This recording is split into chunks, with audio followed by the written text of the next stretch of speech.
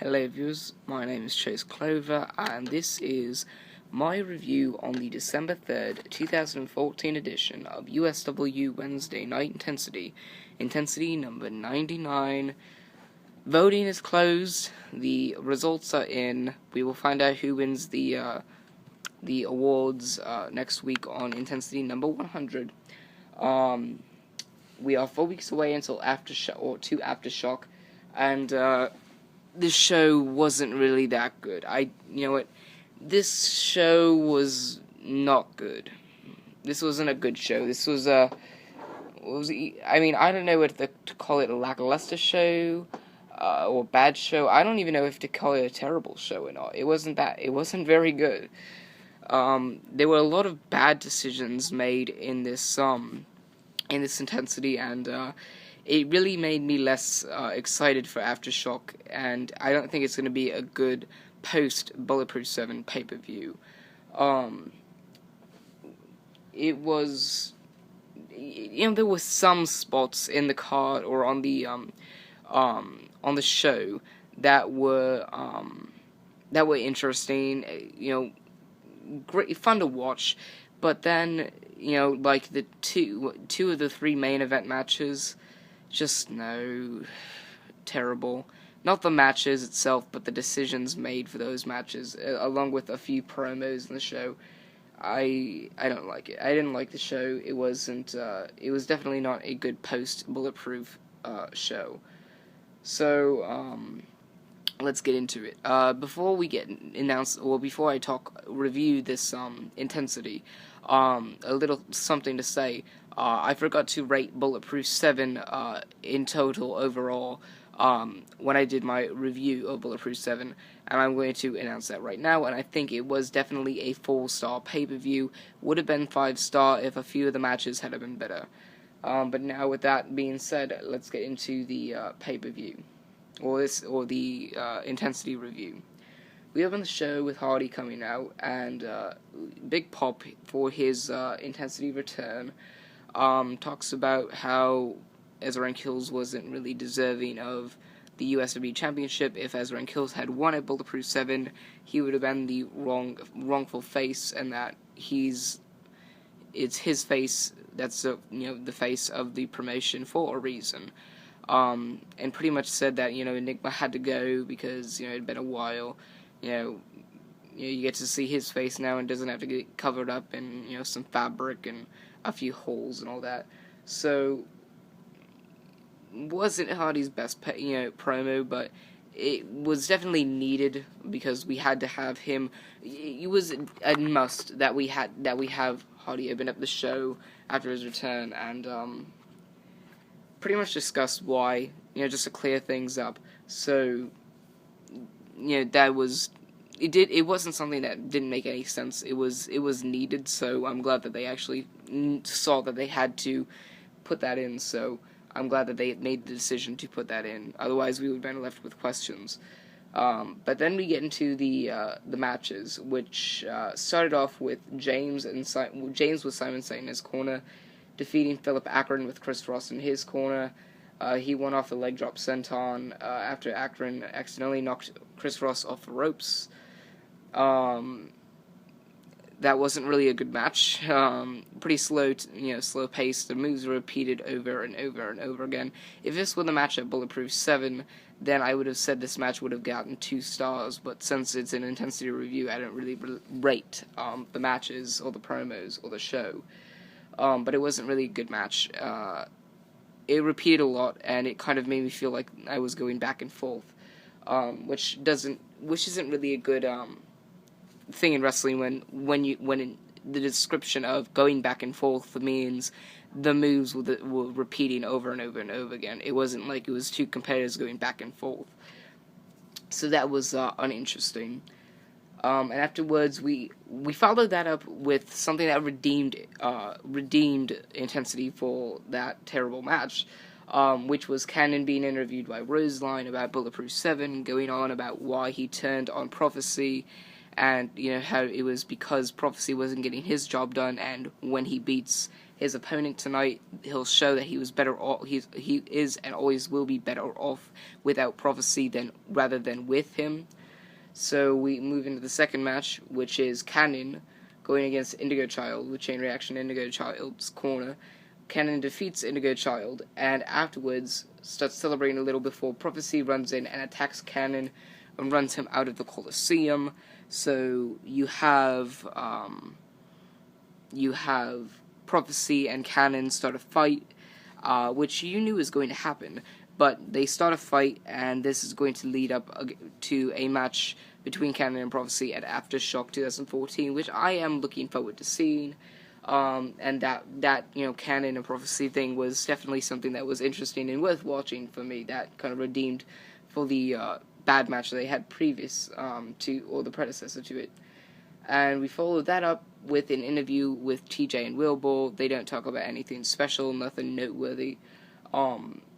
And we move into the third match, which is Moshigeta with Western Light in his corner, defeating Fernandez with Gringo in his corner. And a major problem that I have with this match is that Moshigeta faced Fernandez instead of facing Gringo or having Western Light face Fernandez. They had the two rivals fight on intensity when you have this match coming up. At least I hope, well, I don't really hope, but at least I see this match coming up at Aftershock, so I don't see why you just have the match with the only thing different is that it's not for the title.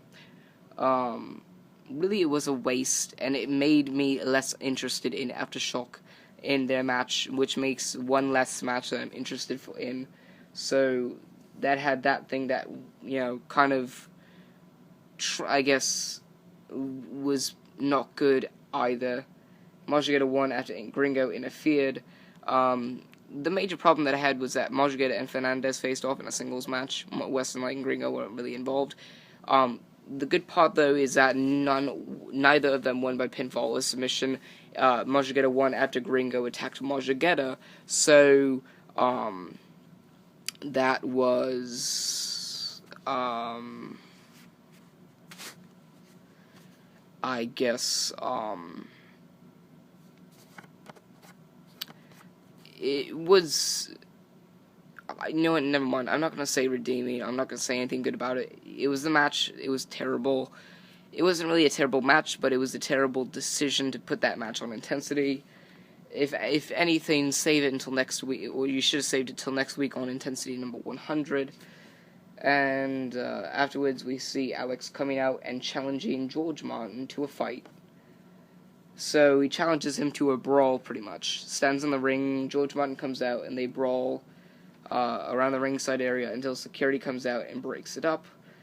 And then BP Fierce and Lane come out because they have a tag team match, so ends up becoming George Martin and BP Fierce defeating Alex and Lane.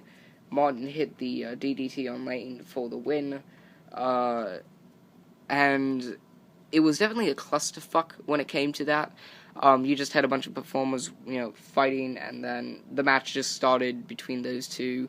So, kind of like an impromptu style challenge or match, even though it was probably planned ahead of time. It's just, the fight brought out. So, I didn't really get into it too much, because I'm going to say something that doesn't really make sense, because I didn't really get this whole thing, so I'm just going to go on from there. We lead into DHIG walking up to Capital and congratulating him on his win at Bulletproof 7 as they go their separate ways. And sadly, DHIG is not going to get into the World Championship match because of what happens later on in the review, which is just bullshit.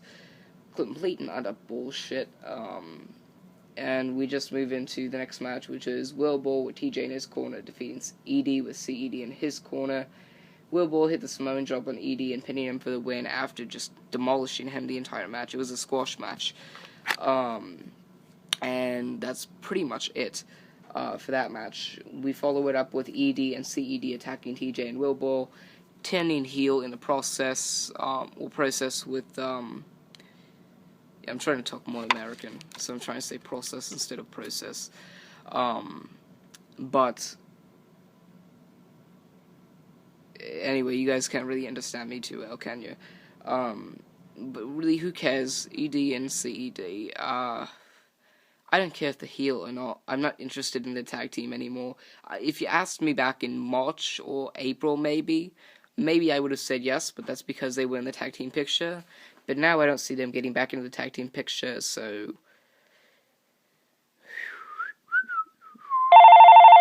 Oh, for fuck. Who keeps calling me? Fuck off. For fuck's sake, shut the motherfucker up.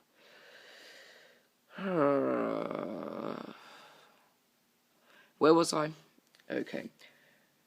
Next up was, for fuck, who keeps calling me?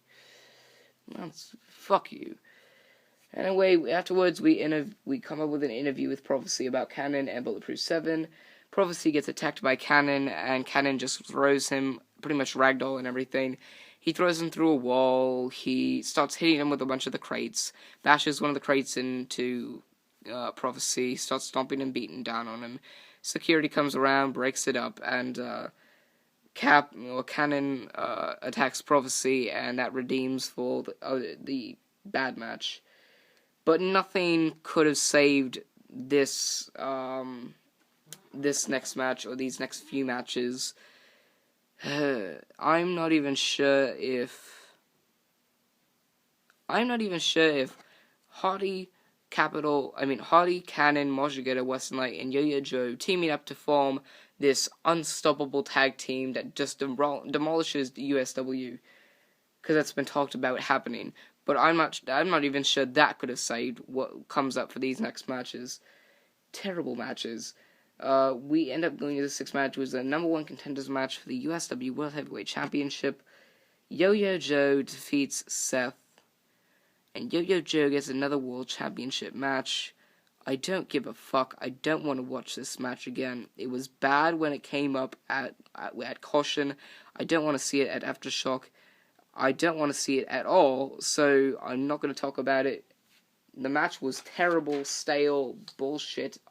I don't give a fuck. But fuck you!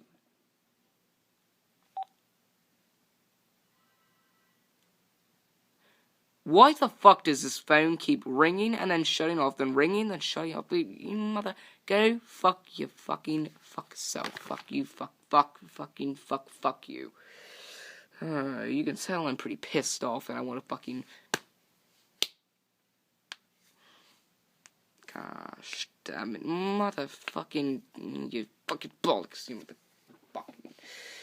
Next up, we have a scene which is Derek Carter attacking Lone Wolf and injures him before their match, which it comes up next, the seventh match on the card, number one contenders match for the USW Championship. Derek Carter defeats Lone Wolf, and we're going to get another Zach Hardy versus Derek Carter match. I don't give a fuck. I don't want to see this match, please. Guys, I am so uninterested in Aftershock that I'm thinking about not even doing a review for it. Oh, man. This is going to be such a terrible pay-per-view to follow up Bulletproof 7, and such a terrible intensity to follow up Bulletproof 7 in general. And that's pretty much it. Then we have an interview with Zach Hardy, and for the 8th match of the main event, Zach Hardy defeats Capital after Derek Carter super kicks Hardy and beats down on Hardy. Then Yo-Yo Joe started beating down on Capital.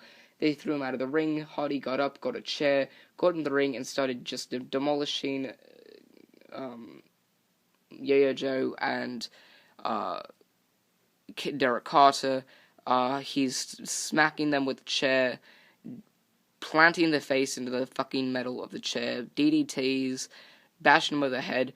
There was one point where he hit him with the top of the chair, and the steel just completely broke apart. It just ripped apart over Derek Carter's head, and then he did the same thing over Yo-Yo Joe's head.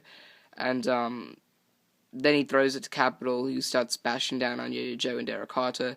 He throws the chair back to Hardy, and for one final, two or three final hits, the second or third final hit, the seat of the chair, the seating part, the part you sit on of the chair, breaks off of the chair and flies over the ring or whatever. Hardy throws the chair, and then on the ground, and then he kicks it out of the ring, like through the ropes and up the ramp. And that's how you end the show. Hardy and Capital holding the championships above the head as Intensity ends. All in all, not a good Intensity. I really didn't want to talk about it too much because it was not good at all, and it was kind of... Fuck you, you stupid cunt sack. I don't give a fucking motherfuck. And I'm gonna have to go buy a new house phone because I just ripped this. Well, bollocks. I just, my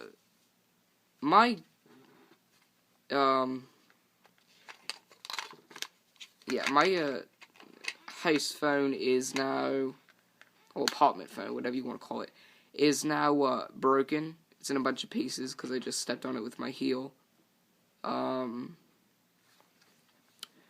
just gonna leave that there. For fucking fuck.